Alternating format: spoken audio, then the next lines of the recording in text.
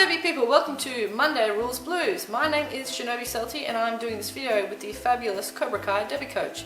His website is in the description. Just a disclaimer, this is our interpretation of the rules. It might not be what your refs or your coaches teach, so don't hate on us. So the rules we are covering today are false starts and yielding when you have done a false start. This is rules 6.13.1 and 6.13.22. False starting is something that doesn't happen very often in Derby, but when it does, it can leave people really confused as to what the hell they need to do. So the rules for false starts have recently been clarified, so we thought it'd be a good idea to talk about it. The important thing to know is if you false start, it doesn't automatically mean you're going to get a penalty. A ref will give you a warning to let you know that you have false started and give you the opportunity to make up for the advantage you have over the other players. So let's look at some diagrams before this gets really confusing. Okay, let's start with blockers first and blockers false starting. If you are a blocker and you find yourself on or in front of the pivot line, when the whistle blows to start the jam, you need to stop. Let at least one blocker on the other team get in front of you so you're within the pack. Then you're good to go. The same goes for pivots, except they're allowed to be touching the pivot line, just not in front of it. If you find yourself on or behind the jam line as a blocker, things will get a little bit weird. When the whistle blows, you are technically a whole track length in front of the pack, not a few feet behind them. You can stand there letting your team play minus a blocker until the pack comes around and swallows you, or you do the clockwise lap of shame and let the front blocker from the other team get ahead of you.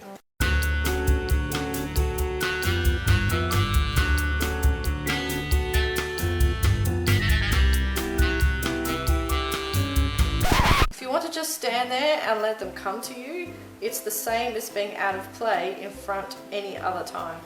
You are okay as long as the pack doesn't start going clockwise. If that happens, you have to start skating towards them or you could get a penalty. Right, on to jammers and if they false start.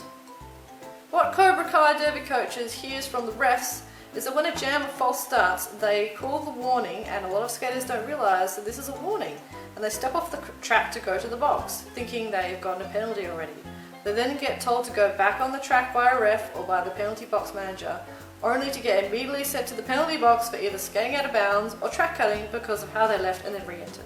Skaters get really confused and upset when this happens. We don't want, rage quitting in Derby, do we? So here's the deal. A jammer false starts when they are touching past the jam line or if they're accelerating towards the jam line when the whistle goes. You can be coasting, stopping, standing behind the line. You can even be up in the air jumping past the line. It's all fine as long as you don't touch the track until after the whistle. So if you false started as a jammer and you've got that warning from the ref, what are you meant to do? Let's look at another fantastic diagram. Simple version is to stop.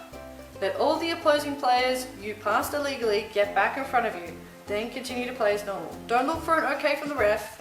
Don't ask them about any of this, just start playing again after you let them pass. Now here's where it gets complicated. What if they don't move to get in front of you? Or what if there's no opposing jammer? Well, you have to give the opposing players a chance to get back the unfair advantage that you've got, but they don't have to take it. But there are rules for what happens if they don't take that advantage back from you. If you false start on a power jam and haven't passed any blockers, just stop and then go again. Stopping counts as giving up your advantage when you are the only jammer on the track. Refs more or less all agreed on this before, but it wasn't specifically stated in the rules until recently. If you false start when the other jammer is on the track, give them the chance to get in front of you. If they just stand there and don't try to pass you, you are in the clear as long as you come to a full stop and then go again. If they move, trying to get in front of you, you have to wait until they've actually passed you before you can go.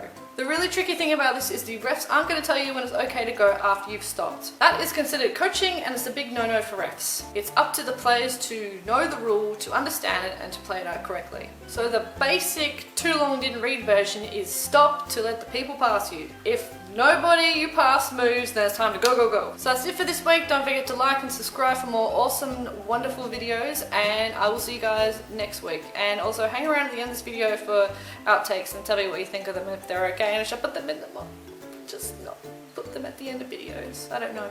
Tell me in the comments below. Bye. 3, 2, 1, go! With what they've taught you, if you give us the best. Hey! I'm sorry I had to cough. Hey!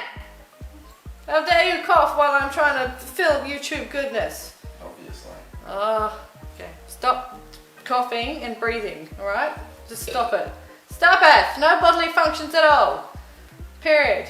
When it, but, At least let a whole tranquil letting your team players. And there's a fucking midgie in my light. Fuck you.